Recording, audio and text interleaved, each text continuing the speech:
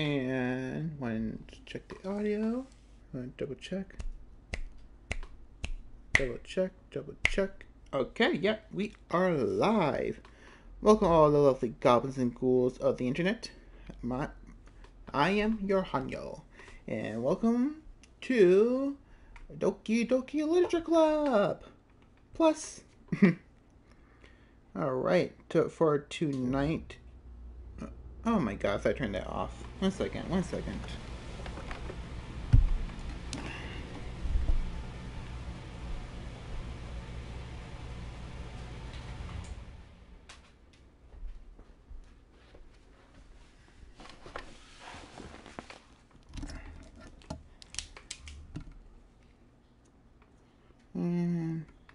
Right, left. Okay, sorry about that. I was saying, tonight we are playing, or more like reading, Doki Doki Literature Club Plus. And we are going to be doing Yuri's Route. Now, I started this, actually, a few months ago. Did not finish it, did not get a chance to finish it. We're going to do that. We're going to fix that mistake.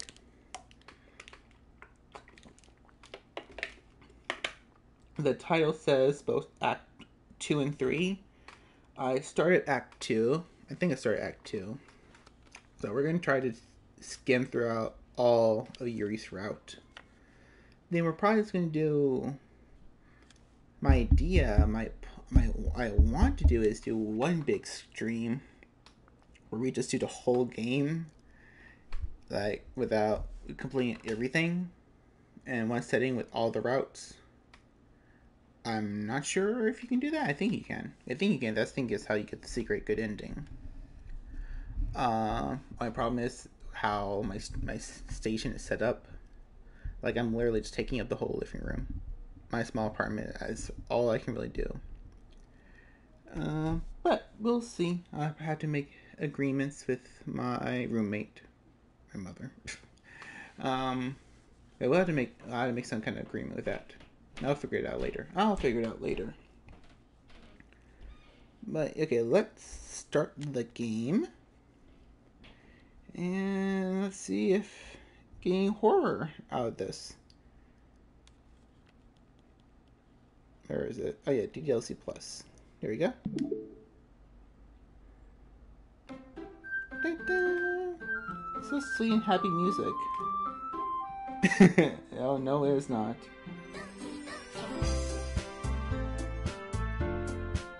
Oh god, Sayori! I'm so sorry for what she did to you. Load game. Hey, how you doing? Welcome to the stream. So November 27th, God, it has been such a long time since I popped this in. That's fine though, I love this game. Oh god. So I gotta get all Yuri's stuff. So philosophy, that's our girl. Crimson. Captive. Disarray. Massacre, yep. That sounds like her. Infinite. Let's do Papa. Oh, that's not Yuri. Whirlwind. Wrath. Ah, that's good. Fester? Okay. Vertigo, that's definitely her. Oh god.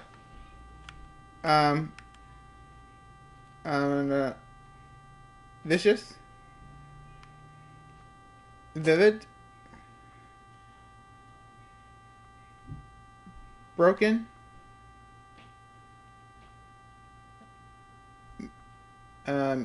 Frightening? Destiny? despair, sensation,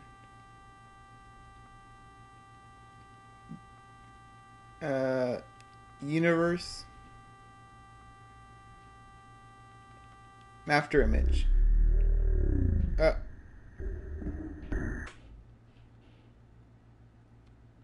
Hi. Okay. I didn't know that was gonna happen. Oh yeah, just a warning when it pops in.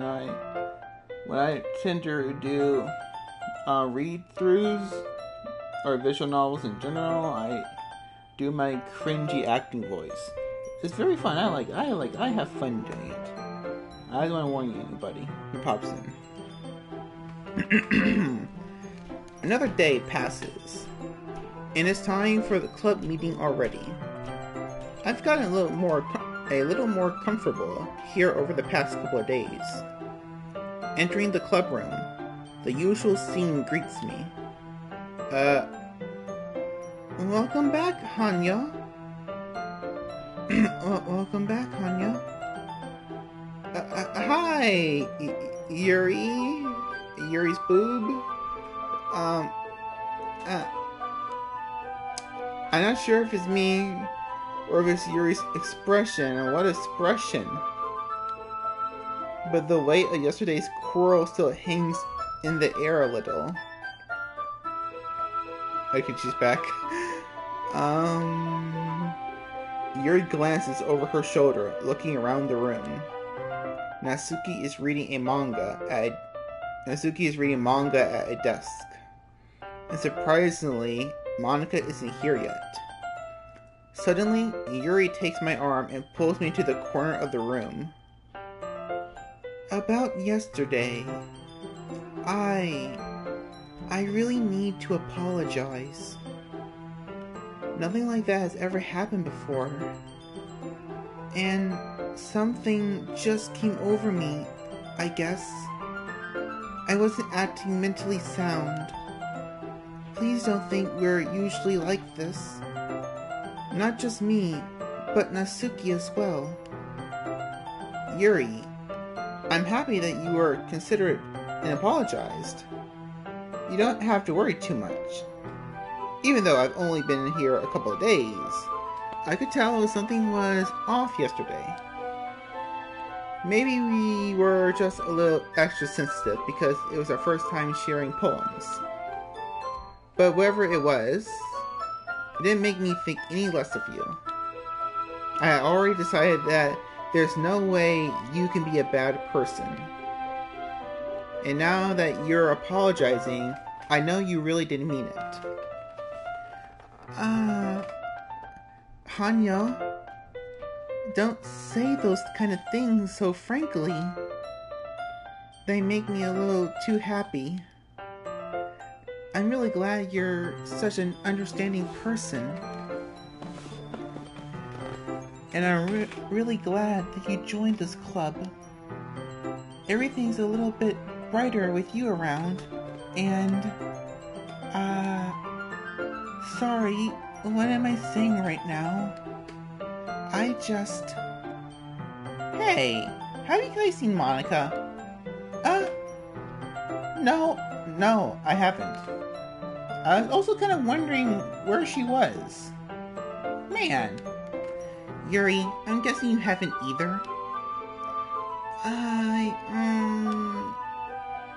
Yuri is clearly taken aback by how calmly Natsuki is addressing her.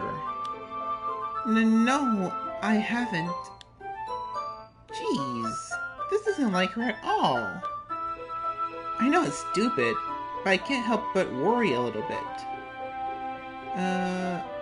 What? Why are you looking at me like that? Natsuki, about yesterday, I just wanted to apologize. I promise I didn't mean any of the things I said. And I'll do my best to stay under control from now on.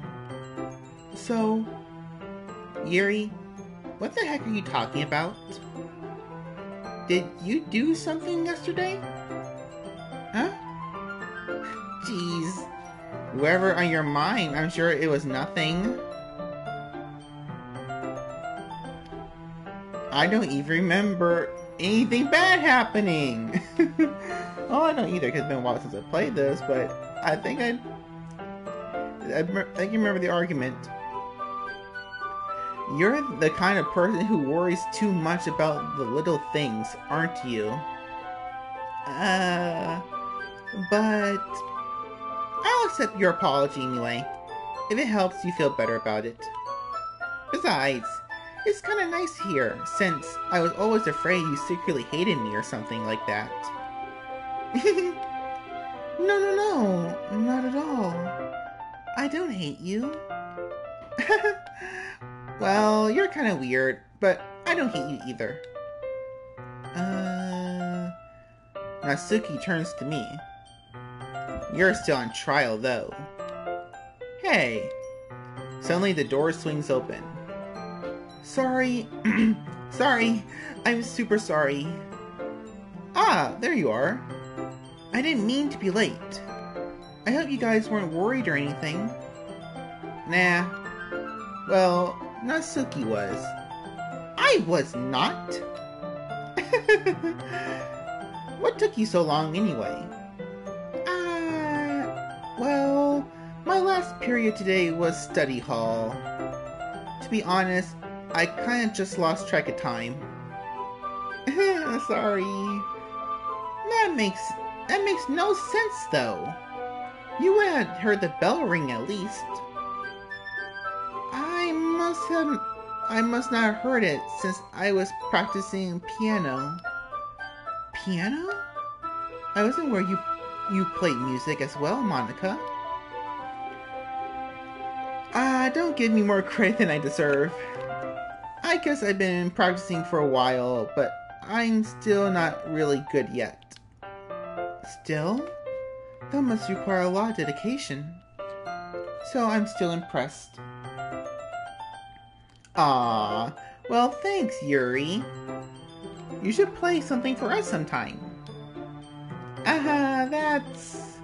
Monica looks at me. Well, I am working on writing a song, but it's not done yet.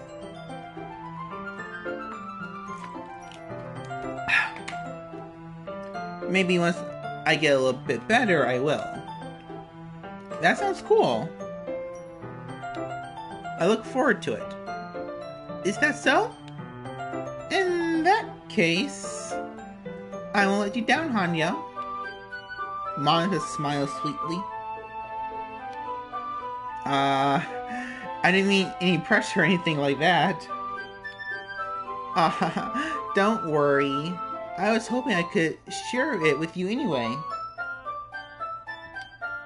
I guess that's why I've been practicing so much recently.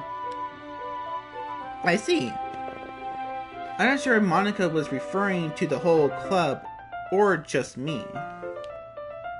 In that case, best of luck. Thanks. So, did I miss anything? I didn't miss anything, did I? Not really. I choose not to bring up... Oh, wait a second.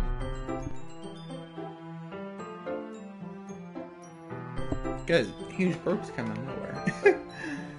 I choose not to bring up anything that the three of us talked about. Besides, Natsuki had already run off into the closet. Natsuki disappeared into the closet. That can be said about almost all the girls in this game. Probably. Oh god. Almost dropped the remote. Probably not Monica. Yeah, I wouldn't put it past between any of them. Hanyo? Huh? Since your compliments put me in a good mood, I was wondering if you would like to spend some time together today? I mean, in the club. Yeah, definitely. I planned on it anyway. Okay. Can we start now? Let's find a place to sit. I'm being a little forceful, aren't I? I'm sorry. My heart just won't stop pounding for some reason. Don't worry about it. If anything, it's nice to see you have so much energy. Yeah, but I need to try to calm down. I won't be able to focus on reading like this. Take your time. Yuri takes a deep breath, then pulls a copy of the book out of her bag. Actually, I have a request. Do you mind if I make some tea first? Not at all. Thanks very much. If there's one thing that can make my reading time here any better, it's a nice cup of tea. Not to mention yourself as well. Yuri stands up and makes her way to the closet. Another innuendo. I follow and watch as she retrieves a small water pitcher from the shelf, the kind with a filter inside. Can you hold this for a second? Sure. Yuri hands me the water pitcher and also fetches an electric kettle. I'm gonna plug this in at the teacher's desk. Then I'll go get some water. She walks past me and sets the kettle down on the teacher's desk. I simply watch her movements. To my surprise, the way she moves really contrasts her speaking mannerisms. Especially because of her long legs. Oh. I mean, I don't blame him for looking, but Yuri appears elegant and methodical. Water break. Talking a lot, need more water. Okay, may I have the picture? Thanks. I'll be right back. Might as well walk with you. That's okay. You stay here. It won't take long. Pitcher in hand, Yuri hurries out of the classroom. Ah. Did Yuri leave you again? No, it's not like that this time. She's just filling up the water pitcher to make tea. Oh, okay. Sorry for a misunderstanding. 10 minutes pass. Yuri said it wouldn't take long. Is something holding her up? I'm bored just waiting here, so I decided to go look for her. Let's see. Why does the music change? I think I remember what's gonna happen, but why did the music change? it just hit me. Let's see. The most logical place for Yuri to be found... The most logical place for Yuri to be would be the nearest water fountain. I start heading down the hallway.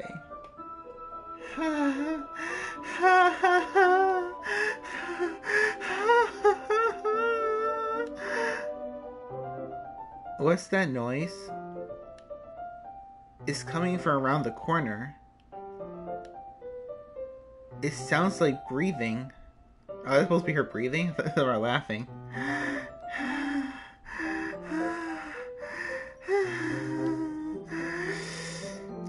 A sharp inhale, like someone is sucking air through their teeth. Are they in pain? I reach the corner and peer around it. Yuri? Oh god! That looks very different from the monitor to the... Oh god.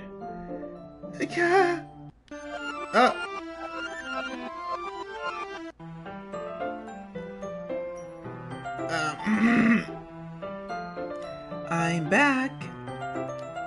Thanks for waiting patiently. Hanyo, do you like oolong tea? Yeah. Anything is fine. Very well. Yuri sets the temperature kettle to 200 degrees. Yuri sets the temperature on the kettle to 200 degrees. Now it's time to get the teapot. You really do this properly, don't you? Of course. I shouldn't do any less when I'm making tea for others. Even if I'm not an expert on tea or anything. In that case, you'll only be more impressed. Ah, perhaps I will. Yuri fetches the teapot and begins measuring the tea leaves. To my surprise, she even starts humming a little to herself. You must be in a good mood now. Is that so? I was letting it show, and you noticed. I was doing a bit of thinking, and I decided that I would try expressing myself a little bit more. It turns out it's not very hard for me to do. When it's you who's around, anyway. Aww. That's great, Yuri. Good for you. Good for you. Just don't push yourself too much. You're always worrying about You're always worrying about me, Hanyo. It's very endearing. That's... Yuri wasn't kidding. I don't even know if I can keep up with this. I watched Yuri pour a cup of tea for each of us. Hanyo, I have another request. Do you mind if we sit on the floor today? Huh? Why is that? It's a little bit easier on my back. I can read with my back against the wall rather than bending over at my desk. Ah, I'm sorry, I didn't realize. Of course you did. No worries. I just have back pain fairly regularly, so I do my best to manage it. Is that so? I wonder why that is. It's most likely because of my... the face!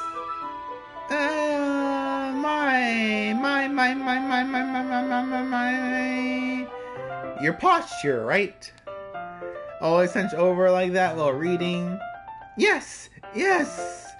I had terrible reading posture. Terrible posture, that's all it is. That's nothing else. That's all it is. So that's why we should sit on the floor. Fair enough. I'll go ahead and get the book. I retrieved the book from my bag. I have some chocolate as well. It's a bag of small chocolate candies. I take it, since they'll go well with the tea. Yuri and I sit against the wall, teacups at our sides. As if in sync, we assume the same reading position as last time, each holding one half of the book. Except this time, our bodies are even closer. Woo!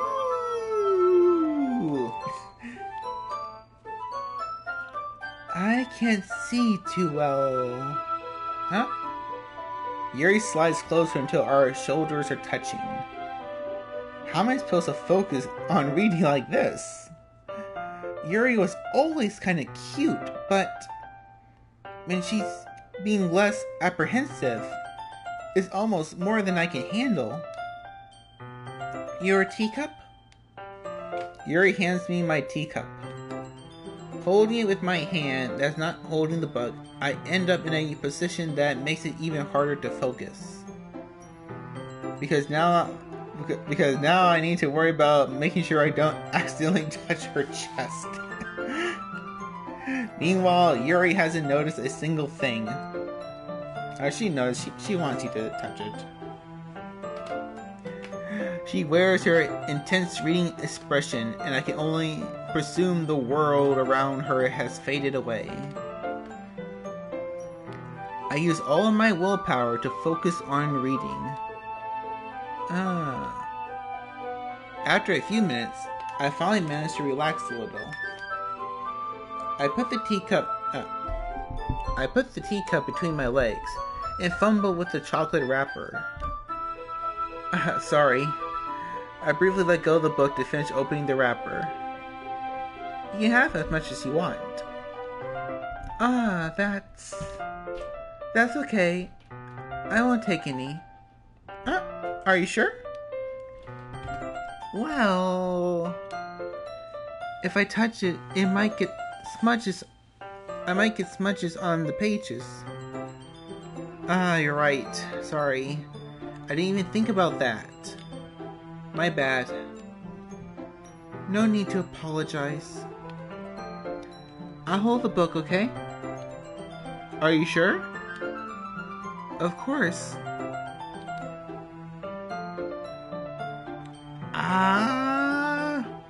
I love this image. I love the particle effect. You can do that in the old visual novel. Yuri opens the book with both hands.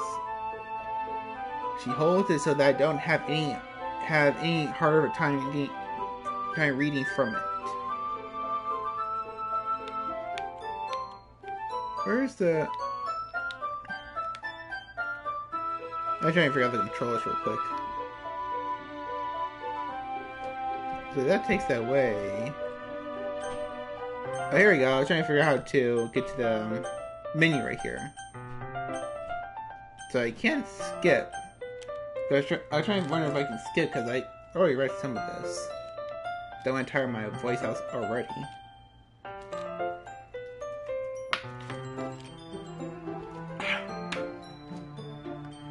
But as a result, her left arm is practically resting on my leg.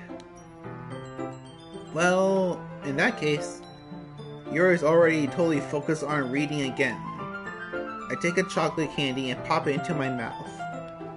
Then I take another chocolate and hold it up to Yuri.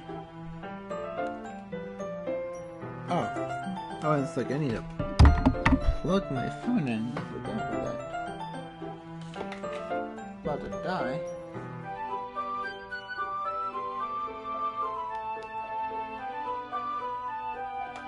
There we go. She doesn't even look away from the book. She simply pursed her lips as if this situation was completely natural. But that means I can't stop here. I apprehensively place the chocolate in her mouth. Just like that, Yuri closes her lips around it. Her eyes! Yuri's expression suddenly breaks. Did I just... Yuri looks at me like she needs to confirm what just happened. Hanyo? Sorry. I guess I shouldn't have done that. Yuri starts to breathe heavily. I can't. Hanyo. Suddenly Yuri forcefully grabs my arm and jerks me to my feet. My teacup gets knocked over. Hanyo. My heart won't stop pounding, Hanyo. I can't calm down. I can't focus on anything anymore. Can you feel it, Hanyo? Yuri suddenly presses my hand against her chest. Why is this happening to me? I feel like I'm losing my mind. I can't make it stop. It even makes me not want to read. I just want to look at you.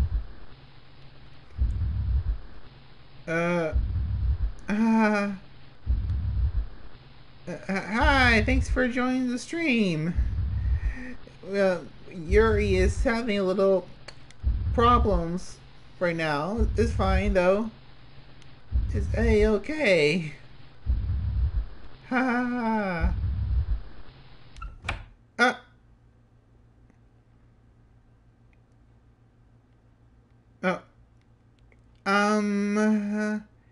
It's time to share poems. Yay, time to share more poetry together. And just to let you know, the person who just popped up, I tend to go a little cringy because I like to give the characters try to give the characters a little bit of their own voice. So just a heads up, I sound extra annoying today. So let's start with Natsuki.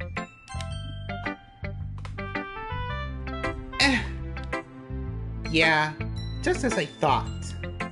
Huh? Hanyo, come on. I'm not stupid. I know how much time you've been spending with Yuri. It's obvious that you care more about impressing her than trying to improve your writing. To put it bluntly, it's kind of pathetic. Why are you even in this club, Hanyo? Honestly, I thought getting a new member would help everyone get more involved together, not exclude each other even more. This is such a stupid activity anyway. Look, I'm not in a good mood today, and I just really don't feel like talking right now. Please go away. Oh, okay, yep. That's such a riveting conversation. Let's go to Monica. She should have some wonderful insight for us. Hanyo? Hanyo, I think you saw something earlier that you weren't supposed to see.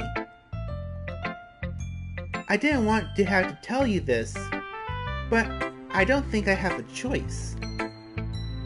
It's getting kind of dangerous for you to spend so much time with Yuri. I don't know why, but she seems pretty easily excitable when she's around you. Which shouldn't be a problem in itself. But when Yuri gets too excited, she finds a place to hide and starts cutting herself with a pocket knife. She says it so bluntly. Isn't that kind of messed up? She even brings a different one to school every day.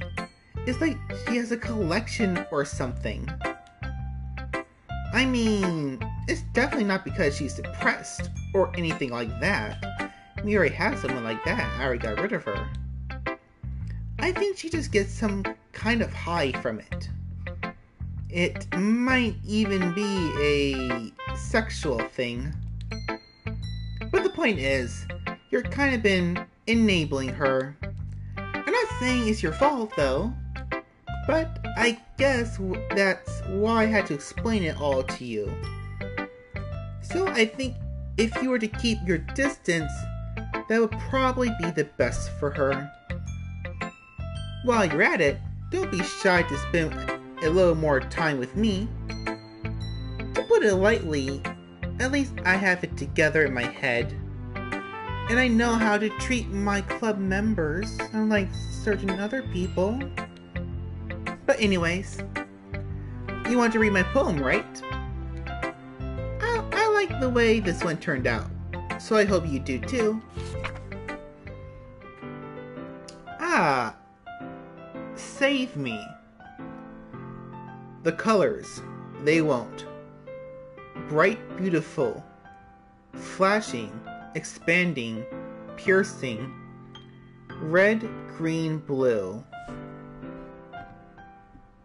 An endless canopy of meaningless noises, a meaningless noise. The noise, it won't stop. Violent, gnawing, vermin. Squeaking, screeching, piercing. Oh, 1 second. Sorry. Like playing chalkboard on a turntable, like playing a knife on a breathing rib cage. Endless.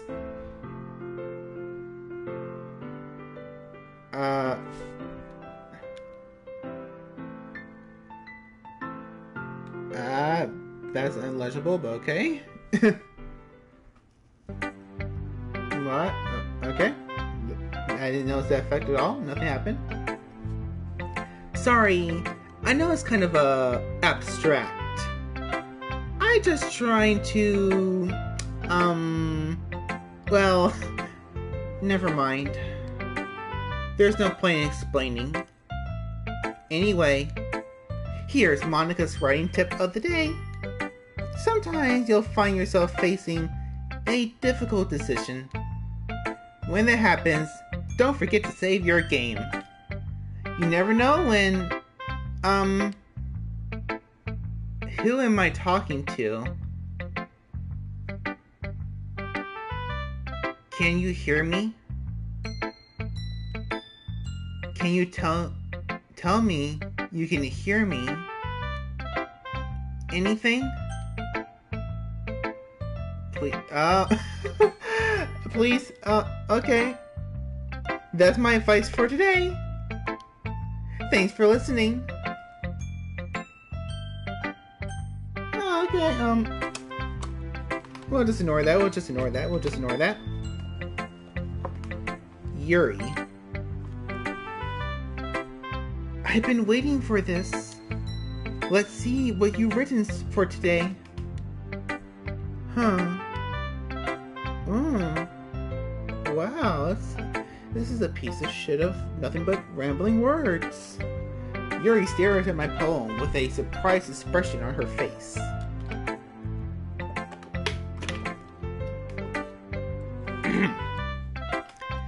Do you like it? Hanyo? This one might even be better than yesterday's. How do you even pick up on this so quickly? Just yesterday, I was telling you the kind of techniques worth practicing. Maybe that's why. You did a good job explaining. I really wanted to try giving it more imagery. Yuri visibly swallows. Even her hands appear sweatily. That makes me so happy. It's so amazing to feel like I'm valued, Hanyo. Everything you write is a treasure to me. My heart pounds just holding it. I want to write a poem about this feeling. Is that bad, Hanyo? I'm not being weird, right? I'm having a harder time than usual at controlling my emotions. I'm kind of embarrassed. But right now, I just want you to read my poem too. Okay?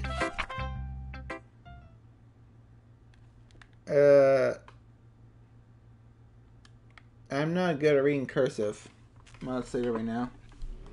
Used to when I was little, I could actually read pretty good, but then, just stop practicing and then you lose the skill. Like that. I'll try for a second. Wheel. A rotating wheel, twisting an axle, grinding, bolt head, lining gearbox, falling sky. I can't do it. I can do it. I can do it. I can do it. I'm sorry. I'm sorry. I'm sorry. A kaleidoscope of only stakes. Exponential gearbox. A sky of exploding stars. God disproving the existence of God. A wheel noticing its 6 dimensions. Faulty gears and ticking clock. A clock that kicks 1 second for every notion of the planet.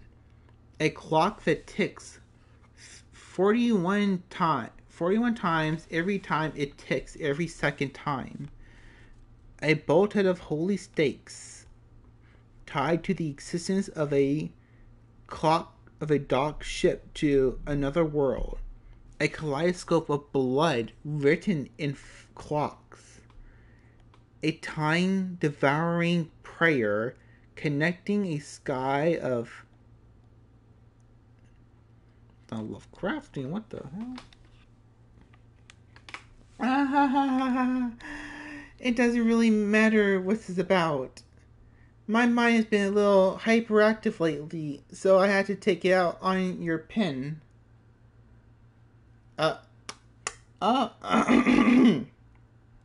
Repeat that? My mind has been a little hyperactive lately, so I had to take it out on your pen. That is... A pen fell out of your backpack yesterday, so I took it home for safekeeping, and I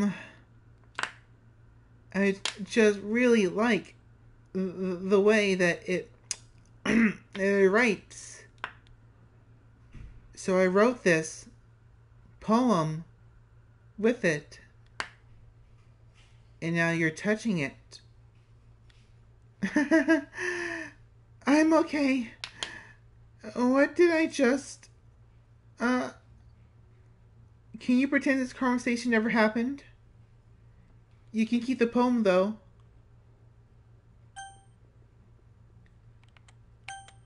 Ah, I got a special poem. We got a special poem, Goblins and Ghouls. Would you like to read it? Sure thing. Stare at the dot to reveal a special message. Okay. Ah, you love. Someone loves us. Someone loves us. Aw, who is this from? Who is this from? I wonder what happens if I just stay here. Is that gonna happen? Monica, Sayori, Yuri. We'll get it to counting. 10, 9, 8, 7, 6, 5, 4, 3, 2, 1. Nothing. Okay. That'd be a good jump scare. Okay, everyone. We're all done reading each other's poems, right? We have something we need to get over today, so if everyone could come sit at the front of the room. Is this about the festival? Well, sort of. Do we really have to do something for the festival? It's not like we can put together anything good in just a few days. We'll just end up embarrassing ourselves instead of getting any new members. That's a concern of mine as well. I don't really do well with last minute preparations. Don't worry so much. We're going to keep it simple, okay? Look, I know everyone's been a little more, lively ever since Hanyo joined, and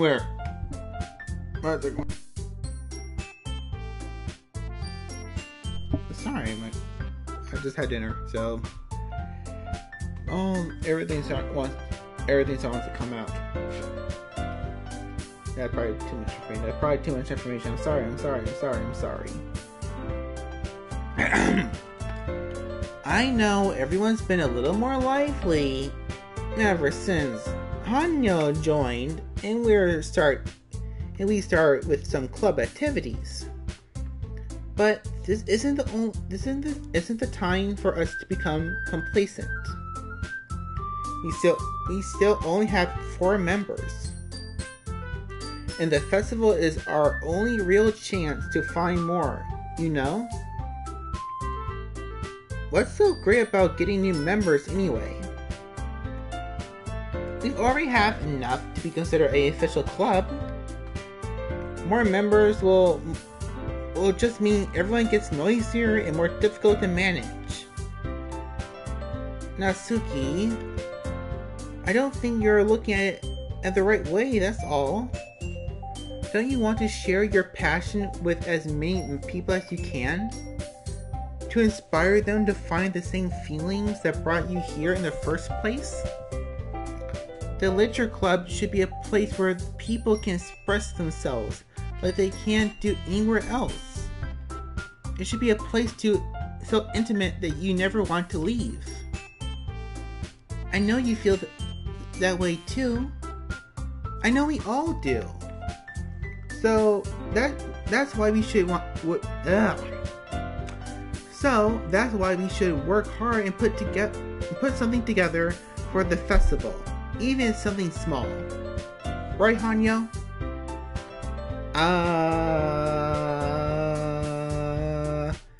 Oh, come on. You can take advantage of Hanyo to agree with you just because he doesn't know how to say no to anything? Look, Monica, do you really think any of us here joined the club with other people in mind? Yuri never talked until Hanyo joined.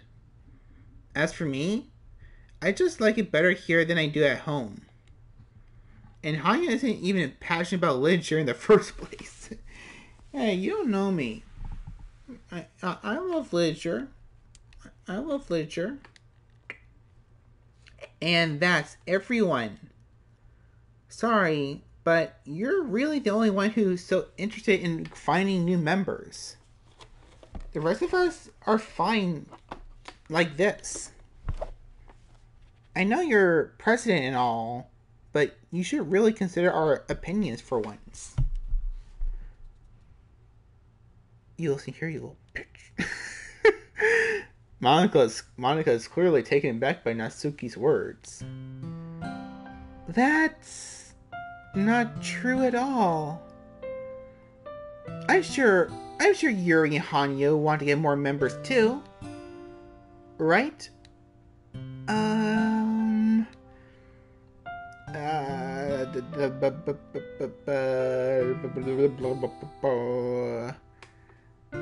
I don't know about Yuri, but I'm kind of indifferent. If I showed as much enthusiasm as Monica wanted, then I would probably be lying. Still, it was up to me to rescue the situation. No. Natsuki's right, isn't she? This club is nothing more than a place for a few people to hang out. Why didn't I think everyone else saw it the same way I did? But that doesn't mean that we're against getting new members or anything. Hanyo, why did you even join this club? What were you hoping to get out of it? Well, that's not really something I can be honest about. I just want to spend some time with some cute girls, that was all. I mean, did you look at how you're begging me to join? You're staring down at me? In fact, if I remember, you weren't even given a choice not to join. Monica sits down and stares at her desk. What's the point of all this, anyway? What if starting this club was a mistake? Now you've done it, Natsuki. What? Me? I just spoke my mind. Is it a crime to be honest? It's not about being honest. It's about word choice. Besides, you have no right to speak for everyone else in the club like that. You don't understand at all. I just want a place that feels nice to hang out with a few friends. If there's a problem with the club being that for me, there aren't many other places like that for me. And now Monica wants to take it away from me. She's not taking it away. No, Hanyo. It's not the same. I won't be the same with the direction she wants to take it. If I wanted that, then I could just have joined any other stupid club. But this one, I mean, at least for a little bit of time, things were nice. Natsuki starts packing up her things. I'm going home. I feel like I don't belong here right now. Natsuki ignores Yuri and walks right out of the classroom. This is bad. I don't know what to do. Well, do you have any opinion on the festival? I don't know. I'm kind of indifferent, I guess.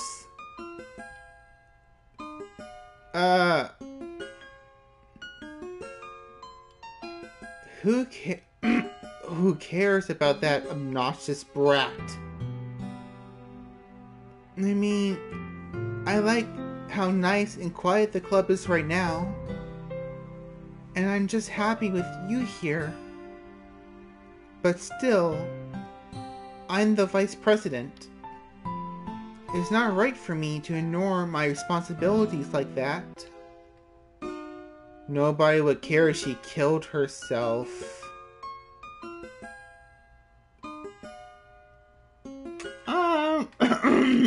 That's not true. I'm pretty sure, some people would care. What was with her eye? I should do my best to consider everyone's perspective and make the decision that's right for the club.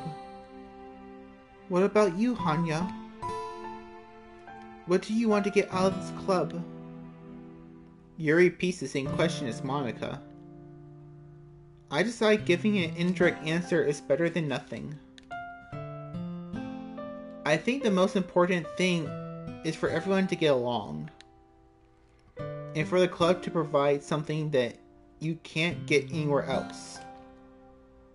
I don't think it's about how many members, but rather the quality of each member. That's what will end up making the Literature Club a special place. I see. I really agree with you. Each member contributes.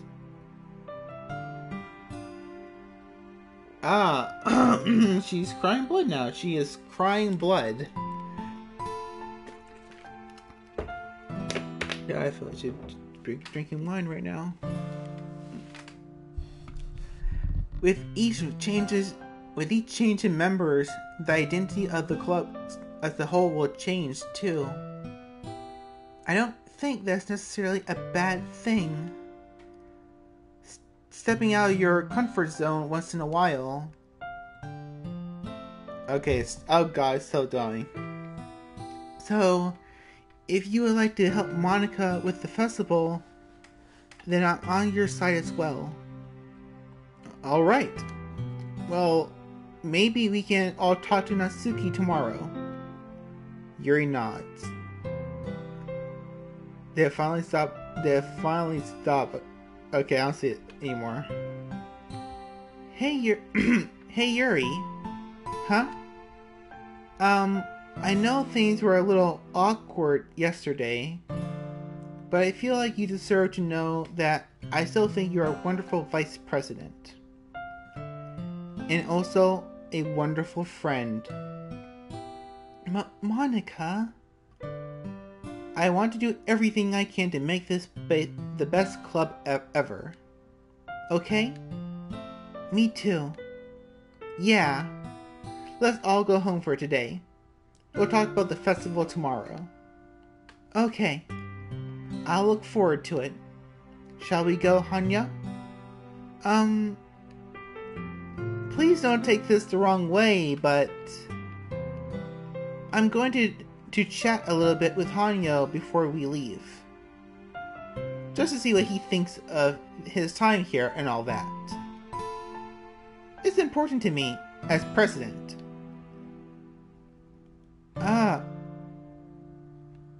Yuri looks a little troubled, but she doesn't protest.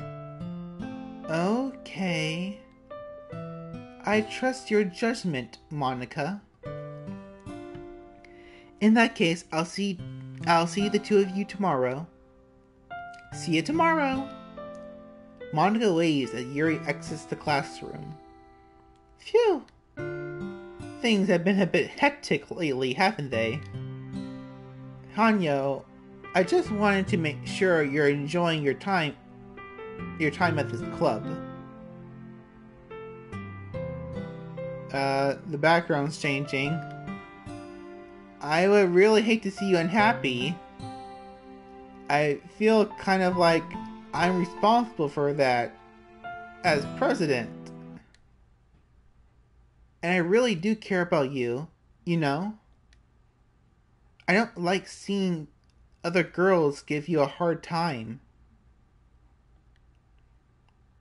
With how mean Natsuki is and everything. And Yuri being a little bit, well, you know. Sometimes it feels like you and I are the only real people here. You know what I mean?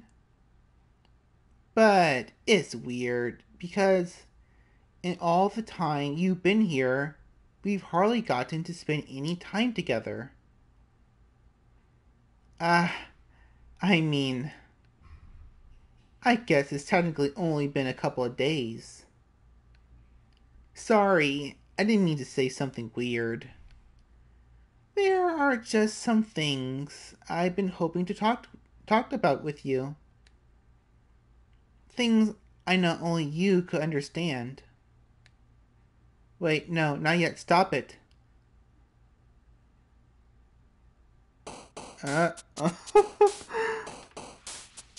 Thanks, Sayori. Oh god, you can see it. You can see it. Look at Yuri's wrist. Look at Yuri. You can see the cuts on her wrist.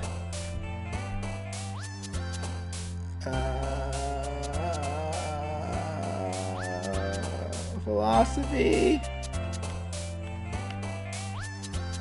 Empty. Inferno. Death. Despise. Alone. Vivid. Pleasure. Horror. Oh god, what the hell? So we are at number 111111120. Okay. Not that bad. This is not that bad of a number. Fear. Insight. Scars.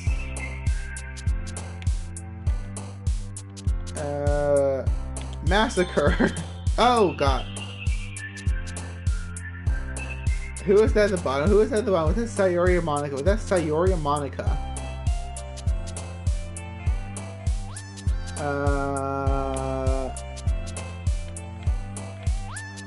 Prayer. Captive. Oh. It happened again. It happened again. Unrequited. Uncontrollable.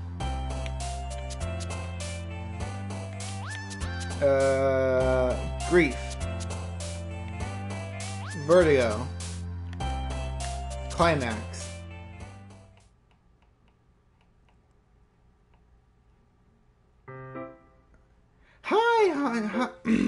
Hi, Hanyo. I've been waiting for you. Are you ready to continue reading? I brought my best tea today. Monica, I told you not to. Huh? Is she really late again? Inconsiderate as usual, Natsuki. Excuse me? Must you always interrupt my conversations with your incessant yelling? What are you talking about? You say that like I do on a regular basis or something. I was just paying attention. I just wasn't paying attention, okay? I'm sorry. Seriously, what's gotten into you lately? Me? Nothing. Hmm? Is it really that bad? See, is it something? I'll get over it. It's not even anything noteworthy. I've just been feeling a little on edge lately. Anyway, we don't need to talk about it. Well, I just felt like I need to bring it up. It's not like I really care or anything, Baka. Aw, man. Aw, man. I'm the last one here again? Well, Hanyo just walked in too. Were you practicing piano again? Yeah.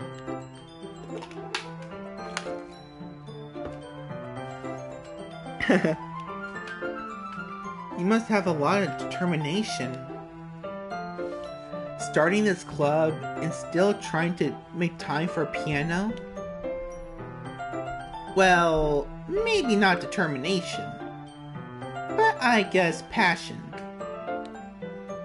It motivates me to work hard for the festival and... Right! I forgot. About that, Natsuki. We were all talking yesterday and... Oh, excuse me. I didn't cross it at times, doesn't matter. Yeah, I don't think you heard. I don't think anyone heard.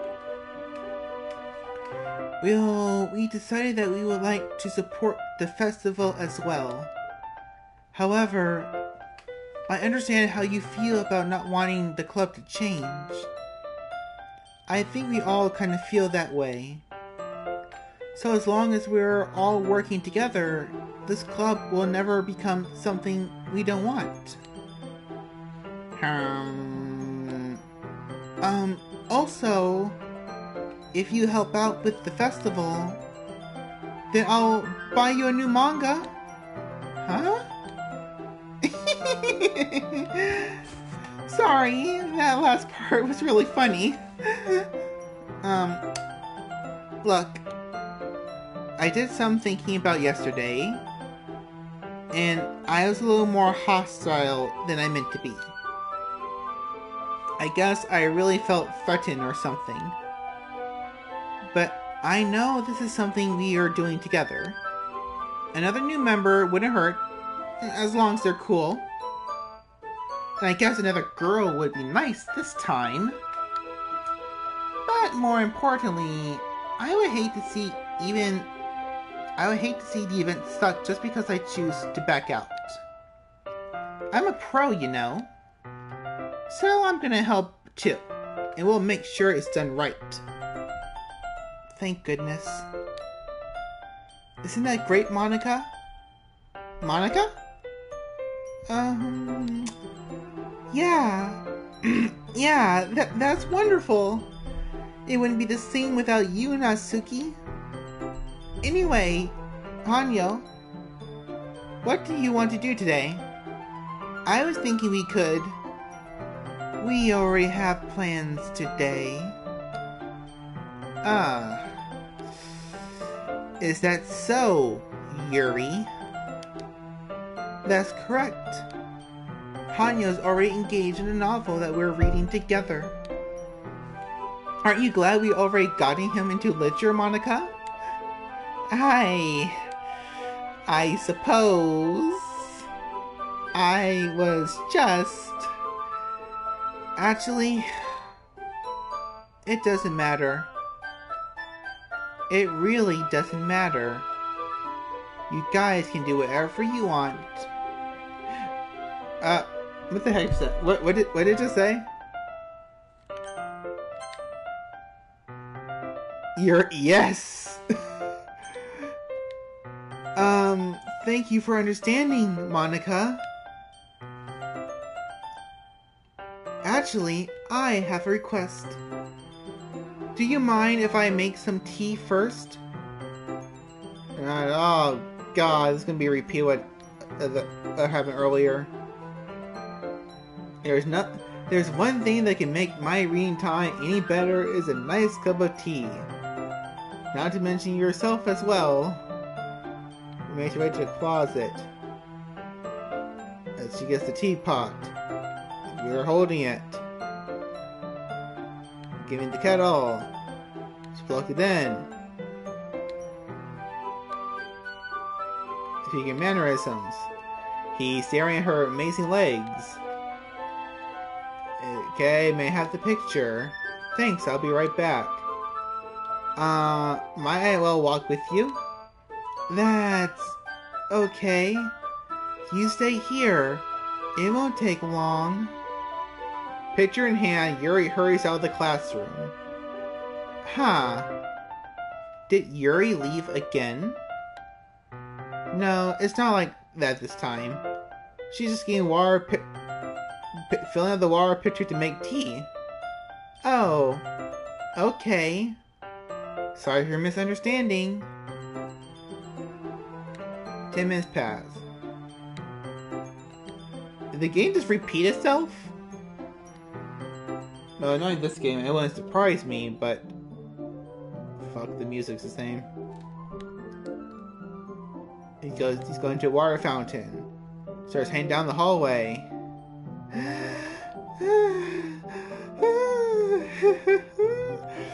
What is that noise? Is it coming from around the corner? It sounds like breathing. A sharp inhale, like someone sucking the air through their teeth. Are they in pain?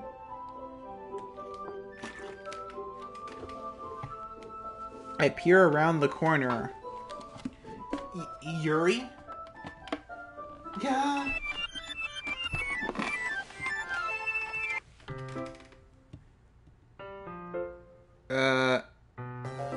Oh god!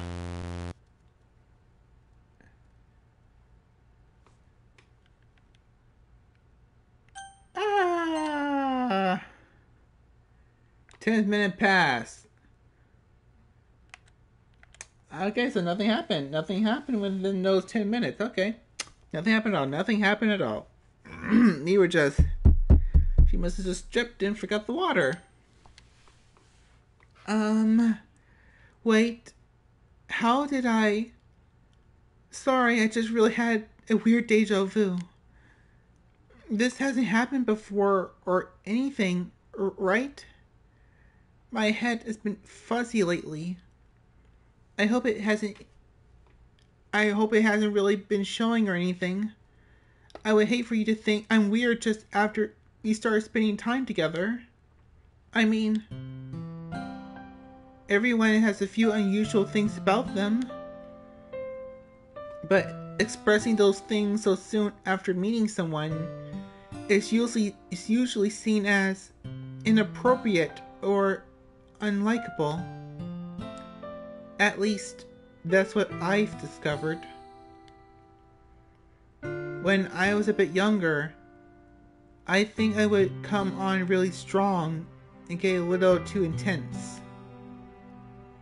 It made people not want to be around me. So I started hating those things about myself. My obsession with certain hobbies. The way I can control myself when I get too excited about something. So I eventually stopped trying to talk to people. And nobody could ever like me for the things that matter most to me. Then it's just easier if I close myself off. But recently, something's been wrong. I don't know what it is. But every time we come to the club, my heart starts going crazy. Like it's going to rip out my chest. It overwhelms with energy and emotions that I can't let out. It's making me do weird things. I don't know what's happening. Hanyo? Is it just me? Or has Monica been acting a little off lately? She's always been a sweetheart ever since I joined the club. But recently, I've been feeling something sharp whenever she's around. I'm not crazy, right? Please tell me I'm not. I couldn't say anything before because she's always listening. But finally, we're alone. We can just stay here for a while. Yeah.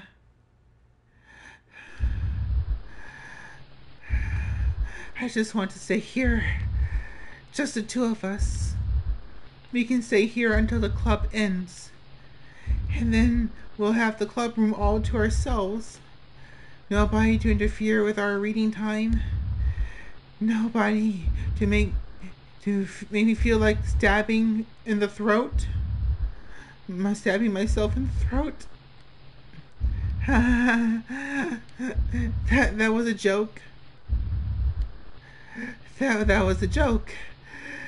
I do like knives though. It sounds strange, but you would understand if you've seen how beautiful they can be. I have an idea. But why don't you come to my house sometime? I can show you my collection. I've gotten them all from various artisans. I'm sure to give them all their fair share of use. I don't want them to get lonely or anything. Nobody deserves to be lonely. Nobody. And that's why I'm happy you joined the literature club. Now we don't need to be lonely anymore. Because we have each other. Every day. That's all we need. You know that. Let's quit the literature club. There's no need for us to be around Monica's slimy tongue anymore. Not to mention that other pathetic child. We can walk home together every day after school. And read together. Eat together. Sleep together. Doesn't that sound perfect? It's everything we could ever want. Isn't that why you joined the literature club in the first place? It's almost like it was fate. Fate that we would meet each other. And now we get a happy ending that's patiently waited years for. Will you do that with me?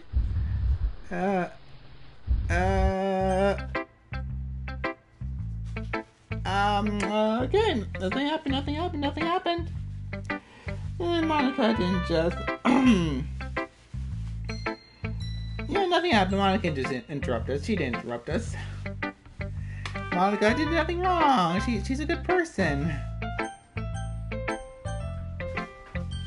Oh, it's gonna pause it. I'm gonna pause this real quick.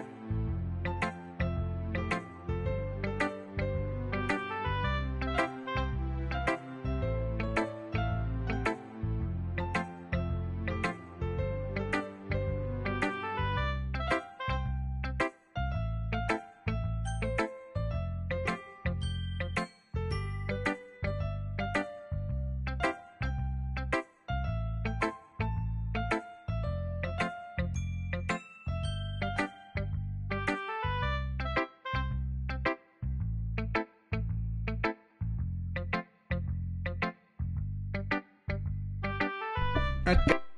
Okay, I'm back.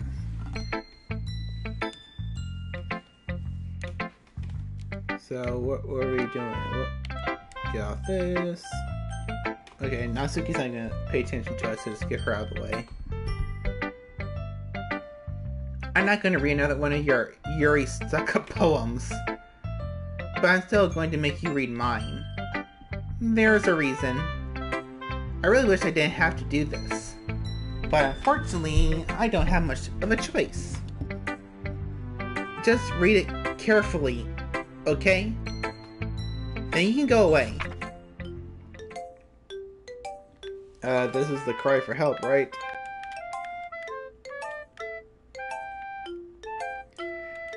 I don't know how else to bring this up, but there's been something I've been worried about. Yuri has been acting kinda strange lately. You've only been here a few days, so you may not know what I mean. But she's not normally like this. She's always been quiet and polite and attentive. Things like that. Okay? This is really embarrassing, but I'm forcing myself to suck it up. The truth is, I'm really worried about her. But if I try talking to her, she'll just get mad at me again. I don't know what to do. I think you're the only person she'll listen to. I don't know why, but please try to do something. Maybe you can convince her to talk to a therapist. I always want to try being better friends with Yuri, and it really hurts me to see this happening. I know I'm going to hate myself later for admitting that, but right now, I don't care. I just feel so helpless. So please, if you can do something to help. I don't want anything bad to happen to her. I'll make you cupcakes if I have to. Just please try to do something. As for Monica, I don't know why, but she's been really dismissive about this. It's like she just wants us to ignore it. So I'm mad at her right now. And that's why I'm coming to you about this. Don't let her know I wrote this. Just pretend like I gave you a really good poem, okay? I'm counting on you. Thanks for reading. I changed my mind. Ignore everything you just read. There's no point in trying to do anything.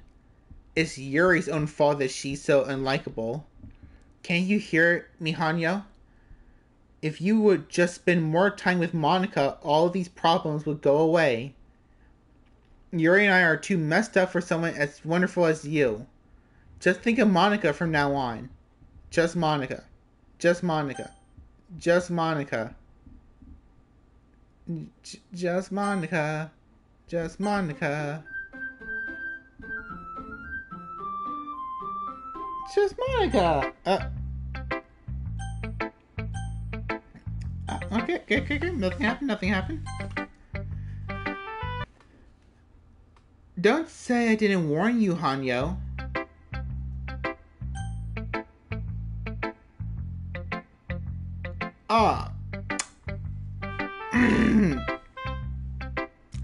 What was that supposed to mean?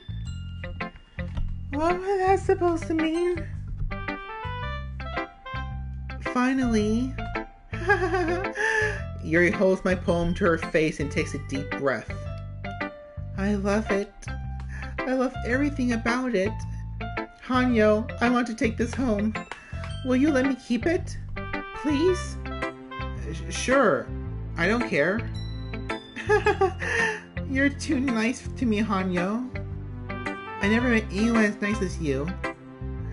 I could die. Not really, but I just don't know how to describe it. It's okay to be feeling this way, right? It's not bad, right? Yuri holds my poem to her chest. I'm going to take this home with me and keep it in my room. I hope that it makes you feel good when you just think about me having it. I'll take good care of it. I'll even touch myself while reading it over and over. I'll give myself paper cuts so your skin oil enters my bloodstream.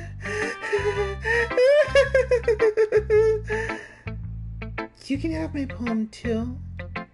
Besides, after you read it, I know you really want to keep it. Here, take it. I can't wait any longer. Hurry, read it.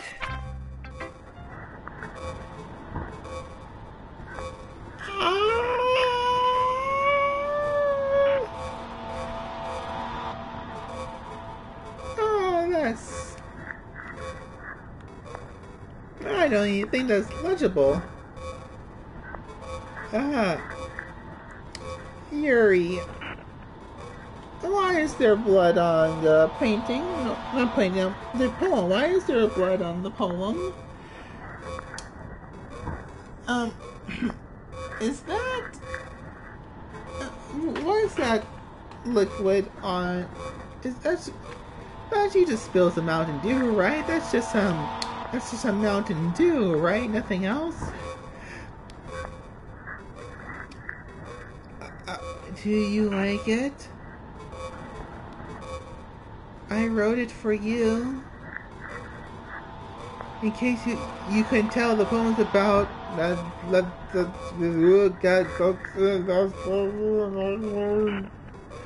more importantly, I endowed it with my scent. See? Aren't I the most thoughtful person in the club?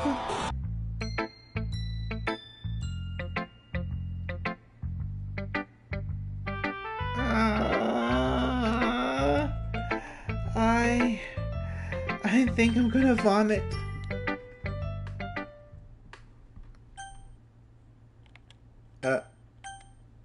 What? What am I supposed to say yes or no to? Oh, I'm supposed to say yes or no to?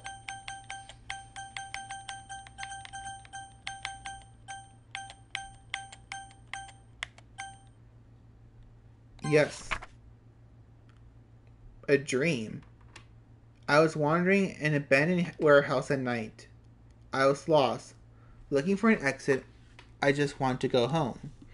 I came upon an empty room, its ceiling and walls beyond the deep blackness. My steps were quick in order to hurry to the other side, or to a wall, anything. Suddenly, the ground was no longer beneath my feet. I stepped into a hole of intermittent width.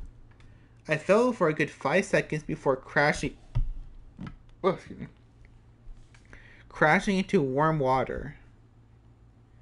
Figuring out which way was up, I surfaced myself. The air was humid, and the sounds of my splashing reverted endlessly. My vision was completely swallowed by the dark. With one hand, I could feel the damp metal wall of the container. My lungs were already getting tired.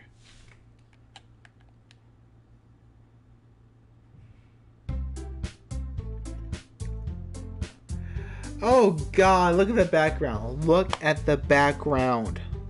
Look who's in the back. Monica, please don't tell me you put that there. Please don't tell me you put that there. Okay, everyone. It's time to figure out the festival preparations.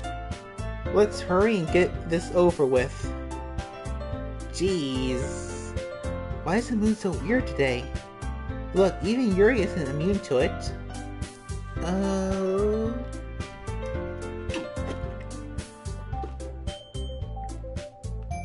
Stagnating air is common foreshadowing that something terrible is about to happen.